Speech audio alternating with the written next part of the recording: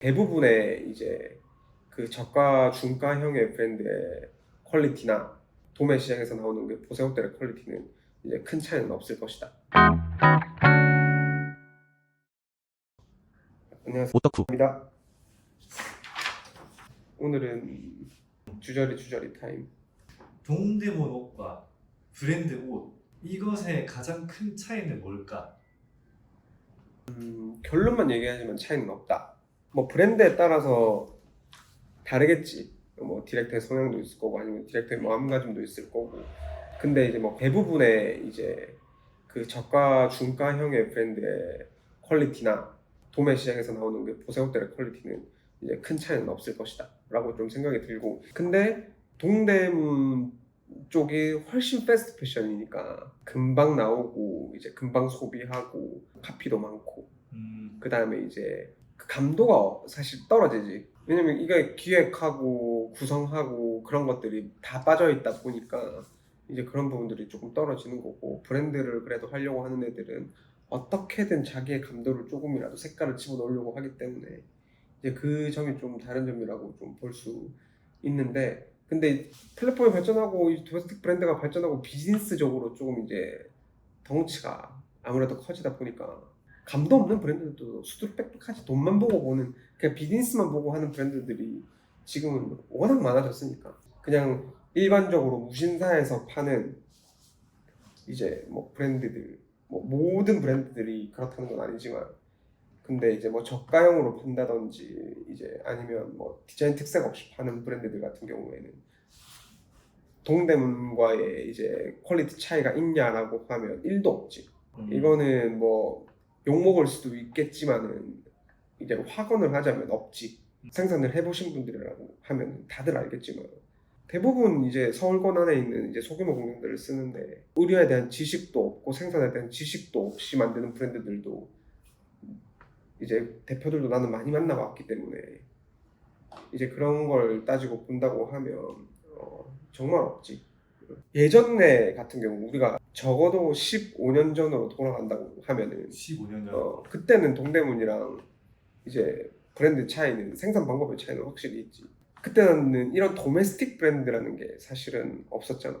그것도 뭐 생긴 지가 2007년, 8년 요 정도는 돼야 내가 아는 1세대 브랜드라고 하면은 뭐 커버나 브라운 브레스 뭐 그런 애들 정도? 그전에는 어떤 브랜드가 있었는지 사실 초반에는 그때 그래도 만들자고 했던 사람들이 약간 지금보다는 그때 만들던 사람들은 옷에 대해서 조금 더 진지한 사람들이 많았지. 왜냐면 보세 옷이 훨씬 이제 장사가 잘 되던 시절인데, 그리고 이제 뭐 쇼핑몰이라든지 도메스틱 브랜드 자체가 많이 없던 시절이었으니까 그만큼 이제 또 자기 브랜드를 하고 싶었던 사람들은 뭐 해외 브랜드라든지 아니면 이제 뭐 디자이너 브랜드라든지 그런 브랜드들을 보고 내 브랜드를 만들어야 되겠다라고 생각을 했던 사람들이니까 옷에 대한 임하는 태도 자체는 더 딥했겠지 지금보다는. 그런 옷을 하고 싶었던 것 자체가 안 나왔으니까 하고 싶었던 것도 있겠지. 내가 입고 싶은 옷 자체가. 근데 또 지금은 옷이 나올 거는 다 나왔기 때문에 남성복 쪽에서는 특히나 더 이제 어떻게 그 옷들을 재해석을 하냐 아니면 자기의 느낌을 넣냐 또 요 차이니까.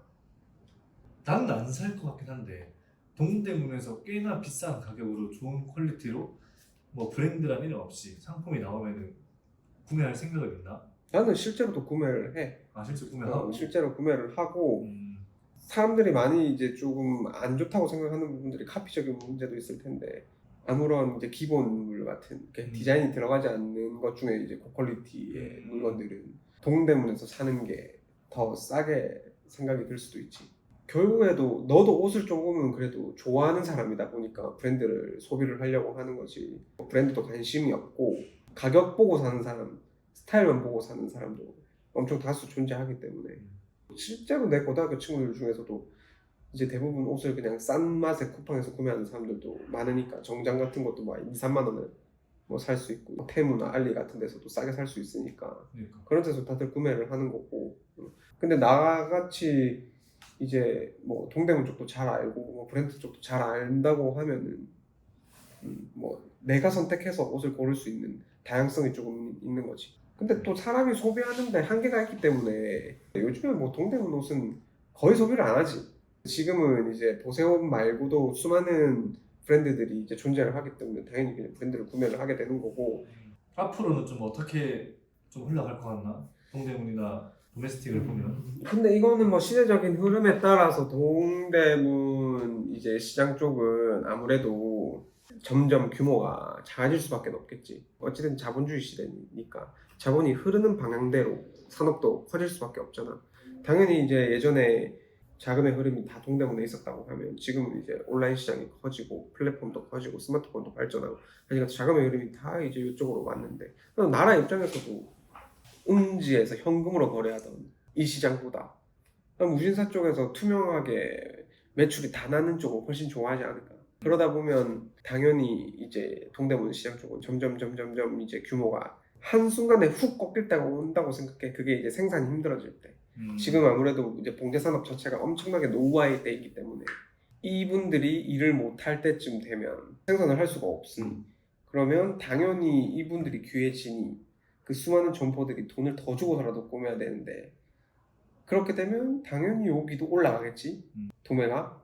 근데 그러면은 사람들은 이미 대형화돼 있고 더 커졌고 상품도 다양한 이제 브랜드들 도메스틱 브랜드에서 소비를 하겠지 당연히. 근데 뭐 방향으로 가면은 이제 그쪽이고 그런 거지. 저번 회차에 찍었던 그 무지티 같은 경우에도 뭐 내가 다른 거 너무 많지만은 유니클로를 갖다가 얘기를 하는 것도 아니면 14,900원짜리 이런 옷을 갖다가 만들어서 파는데 무지 반팔티 그냥 기본을 찾는다고 하면 굳이 뭐 보세옷이라든지 뭐 다른 옷을 살 필요가 있나 무지티인 경우에 다른 게 디자인이 들어가고 그런 경우에는 당연히 소비를 할 수 있지 자기의 개인적인 기호에 따라서. 예를 들면 비싼 라인에서 고르는 거는 완전 다른 경우잖아. 경험을 해보기 위해서 또 구매를 하는 거니까.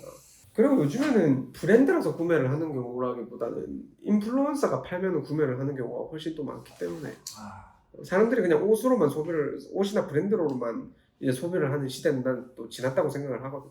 그래, 오늘 여기까지만 하고 밥 먹으러 가자. 다음에 또 얘기가 있으면 해봅시다. 배고프다. 네.